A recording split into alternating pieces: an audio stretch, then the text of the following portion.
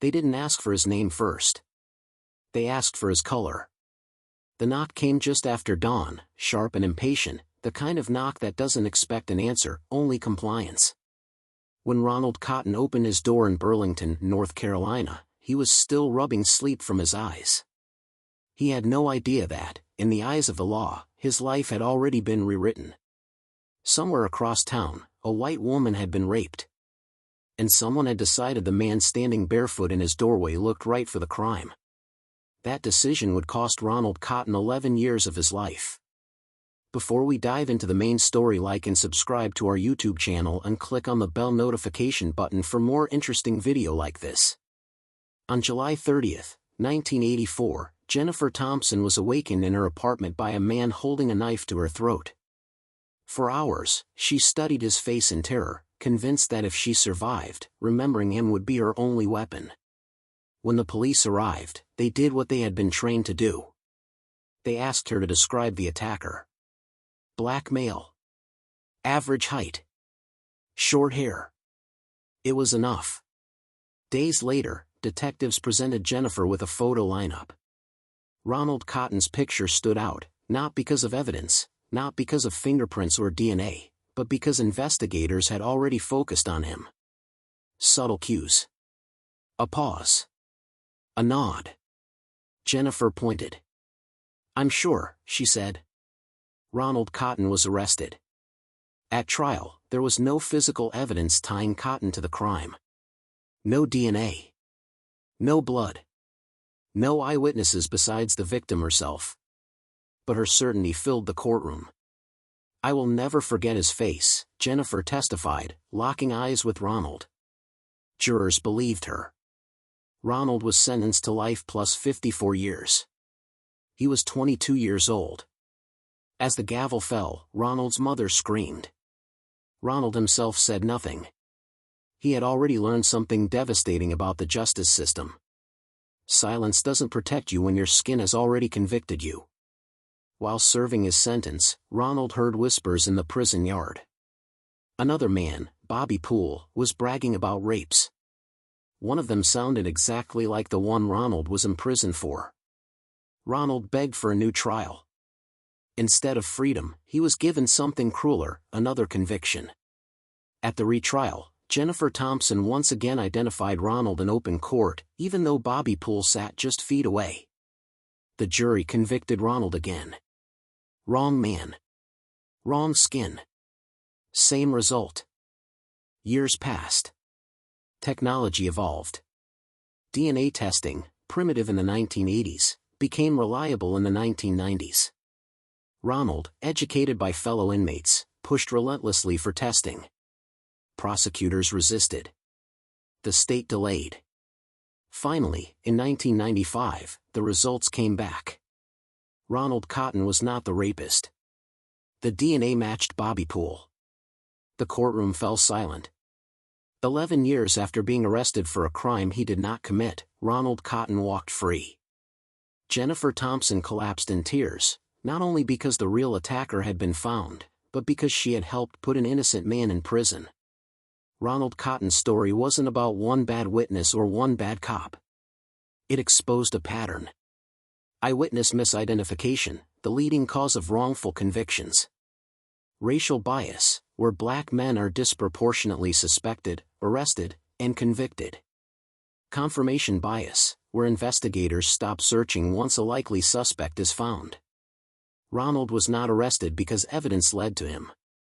Evidence was shaped after he was chosen. No amount of money returned Ronald's 20s. No apology erased the years spent waking up to prison bars. No conviction could give him back the life he never got to live.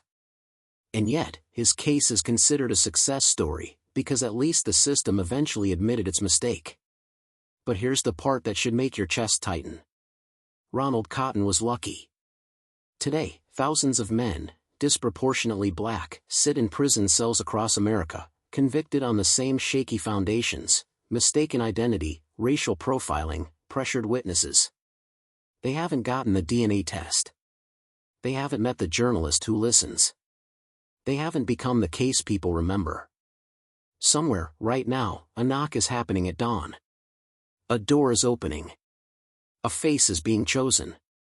And the question that remains isn't how this happened. It's this. How many Ronald Cottons are still waiting for the truth to catch up to them? Ronald Cotton's story had an ending. That alone separates him from thousands of others. Because when the prison gates closed behind him in 1995, they did not close on the system that put him there. The same instincts, the same shortcuts, the same racial assumptions simply moved forward in time, untouched. The names changed. The decades changed. The outcomes, often, did not. In 2019, in New York City, Kevin Strickland, a black man, had already spent more than 40 years in prison for a triple murder he insisted he didn't commit. There was no DNA. No physical evidence. The conviction rested almost entirely on eyewitness testimony that later unraveled. Witnesses recanted. Prosecutors admitted doubts. Even the prosecutor's office agreed the conviction was flawed. Yet Kevin Strickland stayed behind bars. Why? Because the law did not require his release. He died in prison in 2021, legally innocent in everything but name. No DNA test saved him. No final courtroom moment corrected the record. Just silence. Jennifer Thompson was wrong, but she was honest. That is what makes eyewitness misidentification so dangerous. It doesn't rely on malice. It relies on confidence. Modern research has proven what Ronald Cotton lived. Stress rewires memory. Cross-racial identification is significantly less accurate. Police lineups can unconsciously steer witnesses toward a suspect. And yet, even today, over 60% of wrongful convictions overturned by DNA involve eyewitness error. The science is settled. The practice is not. In Chicago, Baltimore, St. Louis, Houston, case after case follows the same shape. A violent crime. Public pressure. A black suspect identified quickly. An investigation that stops too soon. Some defendants are arrested multiple times for crimes later linked to others. Some confess after hours of interrogation. Some never see a jury that looks like them. And some, many, are still waiting. Waiting for evidence to advance. Waiting for a witness to speak again. Waiting for someone to care enough to reopen a file that no longer makes headlines. When Ronald Cotton was exonerated, the system called it justice. But justice came after 11 stolen years. Justice came after 2 wrongful convictions. Justice came only because technology evolved faster than bias. Which raises a question no verdict has answered. What happens to the innocent when technology can't save them? What happens when there is no DNA?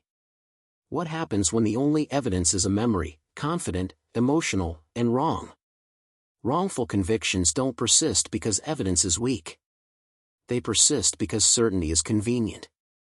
Reopening cases means admitting mistakes. Admitting mistakes threatens careers. Threatened careers resist change. And so files are buried.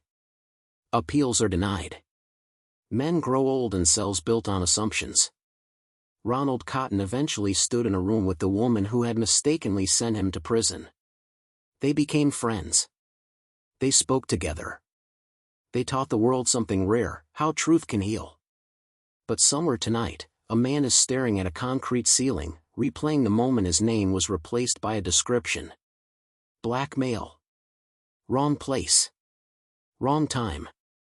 No DNA test pending. No journalist calling. No end date. His case file is still labeled open.